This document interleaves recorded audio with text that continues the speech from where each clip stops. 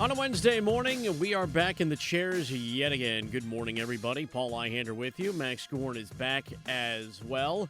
We could just dive headfirst into the pool and just see what happens, right? Nobody wants to break their neck. That's not what you do.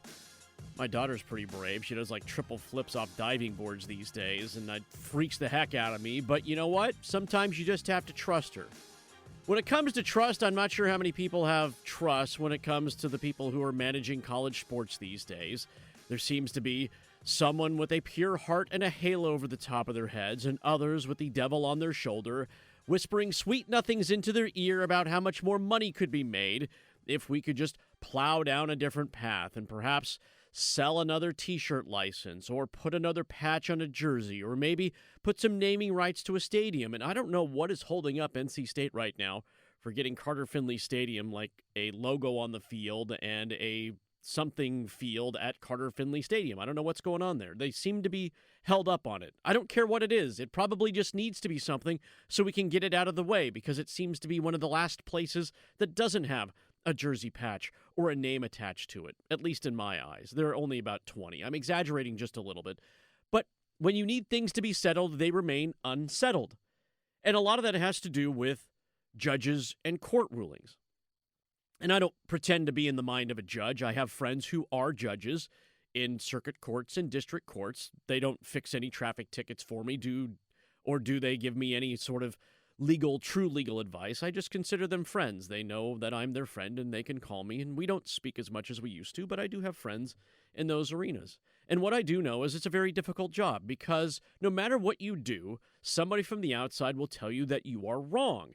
And that is what's happening today with the NCAA, and they're talking about the 5-5, right? There's a new statement that came out late last night from the NCAA saying that, hey, we are all about age-based ability. We are all about this 5-5 rule. However, this shouldn't apply to everybody who was still in school prior to us enacting 5-5. Well, everybody that graduated in 2025 that only played 4 years is now like, wait a second.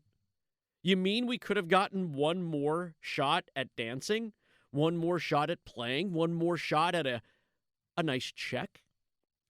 And so we're seeing that player kind of movement. And last night, the NCAA said basically, hey, listen, Judge Charlotte Sweeney in the 10th Circuit Court, you cannot allow all these players to come back in to play college basketball and college football. Football's a little bit different because practices are underway, and yeah, there are mostly position battles at this point, but you know they've been going at it for a little while now. So it's tough to bring in somebody, and especially when you've allocated a lot of NIL dollars for the most part. You probably have maybe a little bit in reserve, but not very much. But there was the NCAA after the judge ruled that, hey, listen, you got to let all these players back in. Said no, we're not going to let you stay pending an appeal. And so last night, the NCAA said, no, we need to be able to appeal to hold off all these kids. Well, these kids are like, wait a second. This is not happening. We are just going to dive right back in and let everybody dive right back in. This is not my problem. You guys created it. And so I'm legally fixing what you could not fix. So the athletes who want that 5th year of eligibility, they can keep moving on its own, and the NCAA must deal with the consequences. Part of those consequences are where do some of these players land? And right immediately after that judge's ruling, we knew where players were going to land. We saw Darian Williams go back to Texas Tech, and now this morning, actually late last night, he wrote a little letter to North Carolina and Seth Trimble. Seth Trimble has decided that he is going to play for Louisville in the 2026-2027 season. The rich get richer. And that is a stacked roster for Pat Kelsey. I don't know his philosophy. He did an interview with CBS Sports. I was digging for it, and I couldn't find it. And it wasn't very long, but he talked about recruiting and putting together teams in the new kind of era of NIL. Well, this one made it really easy for him when you pick up a backcourt guy like Seth Trimble. And now for a guy, and here's the thing that's kind of bothering people. It's not just Louisville got stronger, because they absolutely did. Like, he's a tough dude, but they got Flory Badunga, the number 1 transfer in the class earlier in the transfer portal. Like, this is starter quality kind of, like, this is great. What do they say? You know, No quarter, no water, just all meat. All beef. Just this is Seth Trimble. I'm like, I'm not exaggerating when it comes to the fact that he could immediately step in and start for Louisville. Absolutely can. That team got tougher in the ACC. Now, it's a little bit rough that he has to come. This is the thing. They already honored him at North Carolina. Like, I watched that pregame ceremony. It was like 6-7 minutes long. He spoke to the team, spoke lovingly about Chapel Hill, spoke lovingly always about wearing Carolina blue. But now he's still got to play Carolina twice in the upcoming season. And that's just wild. Like, I love you, but since you couldn't cut me a check, I'm going to go to a place that's going to love me just a little bit more. Is that their second repeat opponent this upcoming year? I Is believe Louisville? so. Yeah, they have them twice. What are the odds of that? One in 15, 1 in 16. What are the chances? So it's like, could you have come back? And then this is the domino, right? The butterfly effect, as they say. If Hubert Davis was still coaching Carolina, would Trimble come back to Carolina for free? Would he have done it for nothing? There's the one that's going to keep you up at night. Wow. That's the one that will keep you up at night. Not Michael Malone, but Hubert Davis. He's still there. Now, I don't know. This don't know. ruling is going to have, not just effects on, Carolina and Louisville, but we've already seen Darian Williams, who played NC State last year, right, commit to go back to Texas Tech. That one was kind of long rumored. He had been working out with the team before any kind of sentiment had come down from the courts regarding his eligibility for a fifth year. I know NC State, and I think we're going to talk with Corey Smith later from Pack Power, right? So he can maybe shed some more light on this. But they're kind of rumored to be in discussions with bringing back Van Allen Lubin, as well as looking at maybe bringing in I never am able to pronounce this kid's name right. Micah Handlington, I think. Handglotton from Florida, who's 7'1", so that would be a nice pickup for their front court as well if they're able to get really either one of those guys added to the roster for the first year of Justin Gainey. But all of this is counting on this fifth-year eligibility holding up, because I think it still has to go through an appeals court. So we'll see how it all ends up. But given the NCAA's track record against the courts, I'm assuming it's going to hold up, because it seems like typically the government and the courts just kind of shove the NCAA in a locker. All right, you're going to do what we say. You're getting swirlies. That's what you are. Is that what it was back in the day when people didn't like each other? Yeah. This has an effect on football, too. And we played this a couple times on the drive with Tim Donnelly yesterday afternoon, because he had ECU's football coach Blake Harrell on the show on Monday. And he mentioned that they've got three very key returners that could potentially come back. But they were still waiting to see if they're going to be able to play. So there's who knows how many teams in every sport that this could be affecting, and that are kind of waiting. And we're getting close with football. Week 0 is in 17 days. We're already there. You can get Carolina at +7.5 right now. We're already there. It's there. It's the timing of this is just not. It's certainly not ideal. It's causing these programs to kind of scramble, especially for the sports that are about to start, their actual seasons. Even for college basketball, the transfer portal was months ago, and now we had to open up this whole other one and do all this, and now some guys that thought they had roster spots might not have roster spots anymore. It's a mess. So I guess it's a good thing that beyond this year they don't have to go to courts. It's just going to be the 5 years for 5 years of eligibility, but it's messy. Well, let them back in. Here's the deal. Let them back in.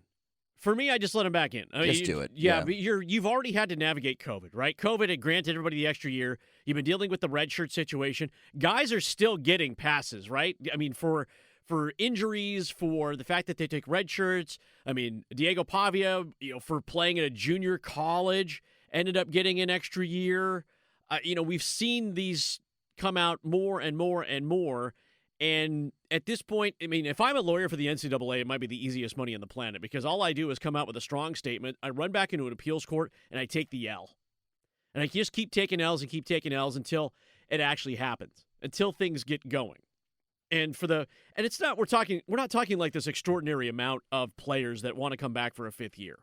it's the group that graduated here in 2025 that all want one more shot because for a guy like Seth Trimble, who went undrafted, who ended up playing in Summer League and did sign a pro contract, but didn't actually play technically professionally, he's like, wait a second now. I still have eligibility? I'm like, I kind of did open run for the NBA. That's all I did. Nobody picked me. Nobody picked my rights. They're not stashing me in Europe. I get it. This is about players, and that's what it should still be about. Like all these rulings and all these things, they're not in favor of the teams. There are some coaches, obviously, that like, again, Pat Kelsey at Louisville. I'm like, hey, listen, if Seth Trimble's available, let's go see what we can get for him. Let's go see what we can do. There are a handful of coaches that are like, yeah, I'll take my chances to bring them back because I'm pretty comfortable. Or some of these teams that are like, yeah, I'm still trying to round out a roster because I've only got 10 or 11 guys, and it's the more traditional route of, all right, I got to do a little bit of an open run, or I'm going to grab the last 3-star or 2-star that was in my area that, is going to sit deep bench for me. And that's just basketball. Like football, yes, football's under a time crunch. It's much more difficult right now for them to pull in a guy that wasn't already on their team. I think that's gonna be the one thing too. Like most coaches, and Duke's Manny Diaz said, I'm happy with the 105 we've got in the room. That's what it should be. Like if you're a Duke player, first of all, like you already have to meet some academic requirements just to get in. So if you aren't there for a degree, and you're there to get some money, and again, Darian Mensah kind of the outlier on this kind of bit. But you pretty much have to be happy with the guys you got in the room. It's tough to get on track with a new system and a new offensive coordinator, new defensive coordinator if you're coming from the outside. It's probably why Harrell, and I did listen to that interview that he had with Donnelly, and I heard him play that clip, where Blake Harrell at East Carolina, 3 guys who had played for the Pirates, if they became eligible, I would welcome them back with open arms. Now, I don't know what kind of NIL that might still be available. It's very clear that Group of 6 teams are not spending the $20.5 million in NIL. But there's probably an apartment out there that could be had, or there's probably some sort of stipend for these guys to come back and play because there's probably still just a little bit more money available to them to make things happen. And if you think you've got an opportunity, especially a Group of 6 with guys that were playing significant roles for you. I'm not talking about rotational guys like a nickel back or a backup offensive lineman, but guys that were actually rated all conference for you, guys that were, toting the mail as they had at ECU. I absolutely would try to find ways to make that happen, especially in a conference that is considered much weaker than it was last year because all your good coaches, air quotes, good coaches, got poached by a Group of 4s and they took the majority of their players with them. Like there are the Group of 6s are wide open. The Pac-12, the Mountain West, certainly the MAC, like every year. And I'm not saying a MAC champion and Western Michigan is going to make the college football playoff. But if you're strong enough and you can run the table, for the most part, you can make the field of 16. It is not improbable at all. So you welcome them with open arms. And this is the issue with college sports right now, is that it is still more about the money than it is about the players. And the judges' rulings are more about the players for sure. And this Protect College Football Act that's out there, which is it's not bipartisan at all. It is bipartisan, but when it comes to like where Republicans are drawing the line and Democrats are drawing the line, they are all over the place. Everybody wants something different. Did you know that before they went to recess, and this is why you kind of hold out hope, but you don't hold out hope at the same time, there were 14 amendments attached to this bill. 14 so far. And I'm like, someone, party leadership, needs to get in the heads of their friends and go, listen, what in the HE double hockey sticks are you trying to pull here? Like, they've asked us for help, and we're not doing it. And when government gets involved, I said this yesterday, sometimes it gets a little bit messy. They have asked for help over and over and over again. I believe this might be like since like COVID, right? They've been doing reform bills. They have had hearings. I'm like, Nick Saban's meeting with the president. I'm like, you have called in commissioners for lunches and roundtables, and you still have no guarantees. Because all the guarantees, and especially these amendments, come with money attached. or something silly that comes along party lines that makes no sense, to where even you have to have the president come out on social media and go, wait a second, that's not what this does. And if you've got this president coming out and saying, that is not what this does, check yourself, you've got problems.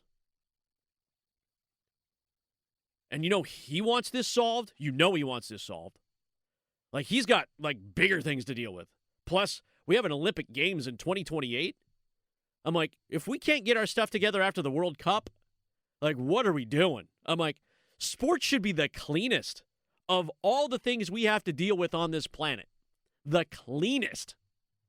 And yet, it's still rife with garbage. It's as messy as it ever was. And this is where, again, government gets in the way, because it's only the judges that are looking after the athletes right now. The entities are looking after their pocketbooks. The athletes do have skin in the game now. Don't get me wrong. They're cashing checks too. It's why you've got guys that are playing for their 6th team in 6 seasons. That's not because they're going after education. Trust me. The education's the same no matter where you go. And you're listening to a guy who went to a junior college first. I did community college. Big fan of community college. Do that. Do community college. It is so worth it. 6 schools in 6 years, that is not about a degree. That is about chasing as much cash as you possibly can. And you should. Go get what you deserve. Go get what you get. But don't mask it in the fact that, I'm going to get more playing time, I'm going to get more of this. Your statistics don't back it up. Someone cut you a check. I mean, I guess you could change your mind from sociology to psychology to physical education to chemistry to nursing to mathematics. I'm like, who's running all those credits over and over and over again? Ask yourself that. Ask yourself that. There's a great line in Tommy Boy, right? Tommy Boy, it's the movie from 30 years ago. A lot of guys go to college for 7 years. That's what Tommy Boy, played by the late Chris Farley. Rest in peace, Chris Farley, one of the funniest guys, one of the funniest comedians on the planet. He goes, hey, man, I got a degree. And David Spade, who plays the foil, goes, yeah, a lot of guys go to college for 7 years. They're called doctors. If you've been playing football for 7 years, that is a wonderful dream. Or if you've been playing college baseball for 7 years or college volleyball or whatever it is for 7 years, I pray for you that you got a degree. There is every preacher on this planet will stand up in front of the pulpit and pound it and go, we welcome back Mark Johnson, who finished his degree after 7 years. Thank the Lord. Because we didn't think he'd get there. We didn't think he'd get there at all.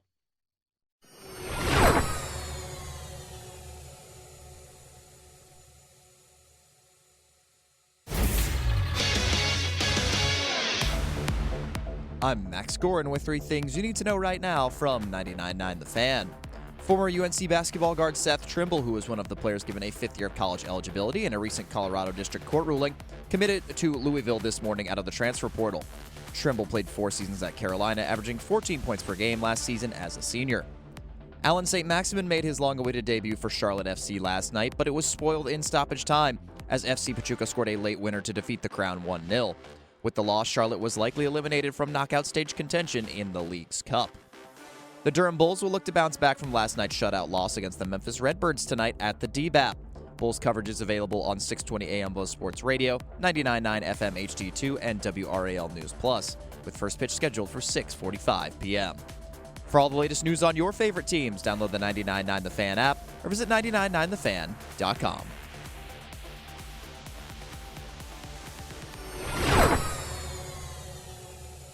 I love jazz. Jazz is great, especially when you see it in a nice, quiet venue where everyone's just kind of enjoying themselves. What's the name of Parks? What's the name of the Ron Swanson plays? Was it Duke Silver? That's what it is in Parks and Rec. Duke Silver plays saxophone. For those of you who remember Parks and Rec, and they can't tell that it's him, despite the fact that he's very clearly got the thick mustache and same build, but yet nobody can tell that it's Ron Swanson. Sunglasses and the flavor saver. Ron Swanson. I missed that show. Great show. Took me a while to get hooked on it. It's a great show. That one and 30 Rock. It doesn't get good until the end of season 2 when Adam Scott and Rob Lowe come in. Yeah. By the way, that's like the number one celebrity doppelganger comparison I've gotten is I get the Adam Scott one Right? a lot. You play the Cones of Dunshire. Did you invent it? I'll eat a calzone now and then. It's not better than pizza, but Yeah. they can be good. The right ones can be good. There you go. Well done. Rob Lowe, by the way, saves him and what was it? Rob Lowe, and this is God. We're going a little off topic, but that's okay because this is that kind of a morning. It's early August. Rob Lowe and Heather Locklear. When Heather Locklear would show up on your show as special guest star, she was there to save your ratings. She was there to bail you out no matter what it was. Rob Lowe is that same kind of cat. When Rob Lowe showed up on your show, and he's got chops everywhere, right? He's been a million television shows, a lot of movies, Austin Powers, right away. And he was in St. Elmo's Fire. Oh, that's way back, so 80. I'm going a little bit too far back for some of you. But Rob Lowe, when he showed up on Parks and Rec, I was like, okay, is he trying to save the show? No, he's actually just adding to it. And they made him vegan and all that kind of stuff. And he was the foil to pretty much everybody else in that program. But he took it well. And Heather Locklear was the same way. But Heather Locklear was different. She was there to sex it up. Like Heather Locklear in the 80s and the 90s and the aughts, when she pulled up to a program, you knew that she was there to bail it out and you were going to see her in a bikini at some point. It's just what it was. It's just what it was. I'm not sure Heather Locklear could bail out some rookie quarterbacks or first-round quarterbacks. Hell of a transition there, Paul. The Kyler Murray yesterday. Kyler Murray, hey, former first-round pick, former number one pick.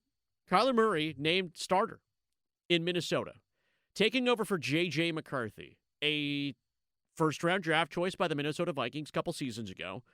Vikings made a mistake. Clearly made a mistake when they landed with J.J. McCarthy. And you can't help injuries, right? Injuries happen to everybody. But they were banking on potential with him because when they said, Sam Darnold, go ahead, you go win a Super Bowl with Seattle, we're good. They quickly had to rethink that plan and said, who's still available? And they did not go with Tua. That was Atlanta's choice. They ended with Kyler Murray. And Kyler Murray, very serviceable quarterback, no matter what, just, got a bad rep. The playbook thing, haunted him for a long time. And then in Indianapolis, we're dealing with the same thing with a first-round quarterback in Anthony Richardson Sr. I don't know why we have to do that thing. Anthony Richardson, who is kind of like the backup to Daniel Jones, who signed a 2-year deal and was fighting for a job with former Duke product, then Notre Dame product, Riley Leonard, as the backup quarterback. I don't know if he's really fighting for that job. Is he? I feel he like not? If that freak injury with his orbital bone and the exercise ban didn't happen last year, Anthony Richardson easily would have gotten slotted in. I mean, the Colts went and got a 44-year-old quarterback to play Phil instead Rivers, of Riley baby. Leonard. Yeah, I know. So I feel Riley like Leonard's got another year on him. I feel like they would have played Anthony Richardson. I think that they were talking about this on the ESPN National yesterday. Anthony Richardson almost surely would have gotten in there and gotten the opportunity. At least I hope he would have, because if not, then truly they've already kind of cut bait on him, 2 or 3 years after they drafted him. And a lot of the issues with him are injury and durability related. Granted, his passing efficiency stats are far from excellent, but there's no denying that he's got that talent in him. He's got that crazy athleticism and arm strength as well, that they could manage to salvage something out of that at the very least, a very solid backup. I guess. Here's the comparison I have to draw to him, unfortunately, with Anthony Richardson. And some of it has to do with injury. Some of it has to do with just skill. He is athletic. I will absolutely agree with that. And to be honest, I'm kind of rooting for an all-Duke 1-2 punch in Indianapolis. I mean, just Daniel Jones with Riley Leonard. I'm like, Duke should be like, yep, those are our guys. Don't care where they went after they left here. Those are our guys.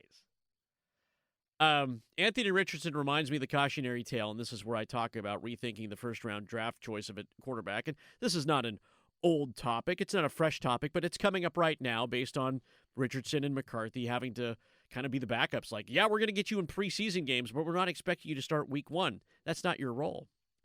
Back in 1998, there was a quarterback by the name of Akili Smith. If you don't remember him, he was co-offensive player of the year in the Pac-10, first team all Pac-10, could throw the ball a country mile over the mountains like Uncle Rico.